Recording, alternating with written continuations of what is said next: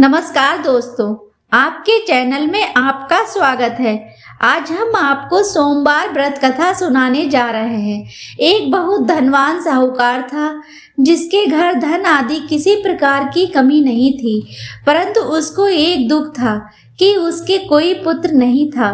वह इसी चिंता में रात दिन दुखी रहता था। वह पुत्र की कामना के लिए प्रति सोमवार को शिव जी का व्रत और पूजन किया करता था तथा सायंकाल को शिव मंदिर में जाकर शिव के सामने दीपक जलाया करता था। उसके इस भक्ति भाव को देखकर एक समय श्री पार्वती जी ने शिव जी से कहा, हे महाराज, ये साहूकार आपका अनन्य भक्त है और सदैव आपका व्रत और पूजन बड़ी श्रद्धा से करता है। इसकी मनोकामना पूर्ण करनी चाहिए। शिव जी ने कहा, हे पार्वती, ये संसार कर्म क्षेत्र है। जैसे किसान खेत में बीज बोता है वैसा ही फल काटता है, उसी तरह इस संसार में प्राणी जैसा कर्म करते हैं वैसा ही फल भोगते हैं। पार्वती जी ने अत्यंत आग्रह से कहा, महाराज, जब ये आपका अनन्य भक्त है तो इसको अगर किसी प्रकार का दुख है तो उसको अवश्य दूर करना चाहिए, क्योंकि आप सदैव अपने भक्तों पर दयालु होते हैं और उनके दुखों को दूर करते हैं। यदि आप ऐसा नहीं करेंगे तो मनुष्य आपकी सेवा तथा व्रत क्यों करेंगे? पार्वती जी का ऐसा आग्रह देखकर शिव जी महाराज कहने लगे, हे पार्वती, इसके कोई पुत्र नहीं है। इसी चिंता में यह अति दुखी रहता है। इसके भाग्य में पुत्र न होने पर भी मैं इसको पुत्र की प्राप्ति का वर देता हूँ, परंतु ये केवल 12 वर्ष तक ही जीवित रहेगा। इसके पश्चात वह मृत्यु को प्राप्त हो जाएगा। इससे अधिक मैं और कुछ इसके लिए नहीं कर सकता। ये सब बातें साहूकार सुन रहा था। इससे उसको ना तो कुछ प्रसन्नता हुई और ना ही कुछ दुख हुआ। पहले जैसा ही शिव जी महाराज का व्रत और पूजन करता रहा। कुछ समय बीत जाने पर साहूकार की स्त्री गर्भवती हुई। 10वें महीने में उसके गर्भ से अति सुंदर पुत्र की प्राप्ति हुई। साहूकार के घर में बहुत खुशी मनाई गई, परंतु साहूकार ने उसकी केवल 12 वर्ष आयु जानकर कोई अधिक प्रसन्नता प्रकट नहीं की और ना ही किसी को ये भेद बताया। जब वह बालक 11 वर्ष का हो गया तो उस बालक की माता ने उसके पिता से विवाह आदि के लिए कहा, तो वह साहूकार कहने लगा कि अभी मैं इसका विवाह नहीं करूंगा, अपने पुत्र को काशी जी पढ़ने के लिए भेजूंगा। फिर साहूकार ने बालक के मामा को बुलाकर उसको बहुत सा धन देकर कहा, तुम इस बालक को काशी जी पढ़ने के लिए ले जाओ और रास्ते में जिस स्थान पर भी जाओ यज्ञ करते और ब्राह्मणों को भोजन कराते तथा दक्षिणा देते हुए जाना। वह दोनों मामा भांजे यज्ञ करते और ब्राह्मणों को भोजन कराते तथा दक्षिणा देते जा रहे थे। रास्ते में उनको एक शहर पड़ा। उस शहर में राजा की कन्या का विवाह था, परंतु जो राजकुमार विवाह करने के लिए आया था वह एक आंख से काना था। उसके पिता को इस बात की बड़ी चिंता थी कि कहीं वर को देखकर कन्या के माता पिता विवाह से इनकार न कर दें, किसी प्रकार की कोई अड़चन न पैदा कर दें। इस कारण जब उसने अति सुंदर सेठ के लड़के को देखा तो उसके मन में विचार आया कि क्यों न द्वाराचार के समय इस लड़के से वर का काम चलाया जाए। ऐसा विचार कर वर के पिता ने उस लड़के और उसके मामा से इसकी बात की तो वे राजी हो गए। फिर उस लड़के को वर के कपड़े पहना तथा घोड़ी पर चढ़ा दरवाजे पर ले गए और सब कार्य प्रसन्नता से पूर्ण हो गया। फिर वर के पिता ने सोचा कि यदि विवाह कार्य भी इसी लड़के से करा लिया जाए तो क्या बुराई है। ऐसा विचार कर लड़के और उसके मामा से कहा, यदि आप फेरों का और कन्यादान का काम भी करा दें तो आपकी बड़ी कृपा होगी।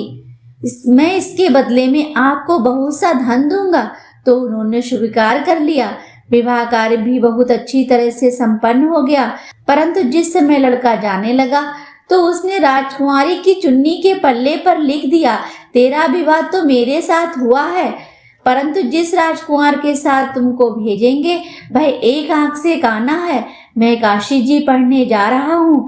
लड़के के जाने के पश्चात राजकुमारी ने जब अपनी चुन्नी पर ऐसा लिखा पाया तो उसने काने राजकुमार के साथ जाने से मना कर दिया और कहा कि ये मेरा पति नहीं है, मेरा विवाह इसके साथ नहीं हुआ है।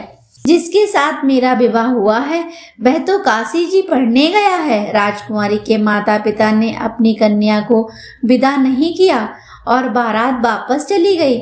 उधर सेठ का लड़का और उसका मामा काशी जी पहुंच गए।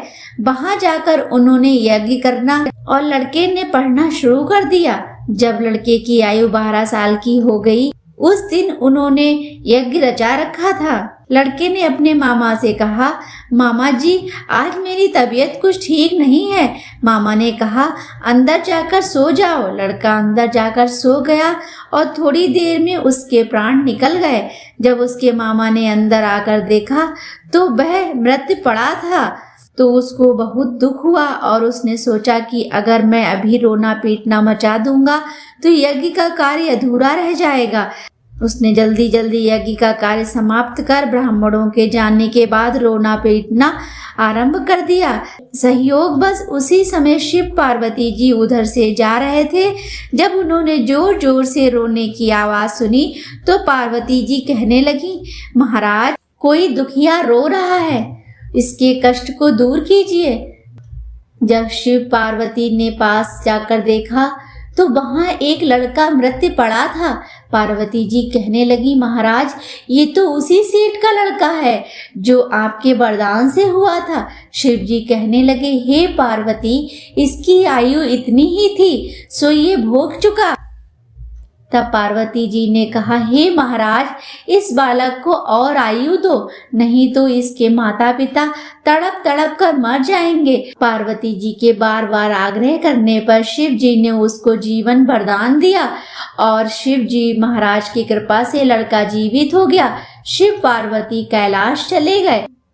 शिक्षा पूर्ण होने पर वह लड़का और उसके मामा उसी प्रकार यज्ञ करते तथा ब्राह्मणों को भोजन कराते तथा दक्षिणा देते अपने घर की ओर चल पड़े। रास्ते में उसी शहर में आए जहां उसका विवाह हुआ था। वहां पर आकर उन्होंने यज्ञ आरंभ कर दिया तो उस लड़के के ससुर ने उसको पहचान लिया और अपने महल में ले जाकर उसकी बड़ी खातिर की। साथ ही बहुत दास दासियों सहित आदर पूर्वक लड़की और जमाई को विदा किया। जब वे अपने शहर के निकट आए तो मामा ने कहा, मैं पहले घर जाकर खबर कर आता हूँ। जब उस लड़के के मामा घर पहुँचे तो लड़के के माता पिता घर की छत पर बैठे हुए थे और उन्होंने ये प्रण कर रखा था कि यदि हमारा पुत्र सकुशल लौट आया तो हम राजी खुशी नीचे आ जाएंगे, नहीं तो छत से गिरकर अपने प्राण त्याग देंगे। इतने में उस लड़के के मामा ने आकर ये समाचार दिया कि आपका पुत्र आ गया है। तो उनको विश्वास नहीं आया। उसके मामा ने शपथ पूर्वक कहा कि आपका पुत्र अपनी पत्नी के साथ बहुत सारा धन लेकर आया है। तो सेठ ने आनंद के साथ उनका स्वागत किया और बड़ी प्रसन्नता के साथ रहने लगे। इसी से जो कोई भी सोमवार के व्रत को धारण करता है अथवा इस कथा को पढ़ता और सुनता है उसकी सभी मनोकामनाएं पूर्ण होती हैं तथा इस लोक में वह सुख भोगकर अंत में सदा शिव के लोक को प्राप्त होता है। बोलो भोलेनाथ की जय, बोलो माता पार्वती की जय। दोस्तों आप चैनल पर नए हैं तो चैनल को सब्सक्राइब जरूर करें, लाइक करें, कथा को शेयर करें और कमेंट करके हमें जरूर बताएं कि आपको सोमवार व्रत कथा कैसी लगी। दोस्तों करें तो हमें कमेंट करके हर हर महादेव लिखकर जरूर बताएं। कमेंट बॉक्स आपका है दोस्तों, आप अपने विचार जरूर लिखा करें। धन्यवाद दोस्तों, मिलते हैं फिर एक नए वीडियो के साथ।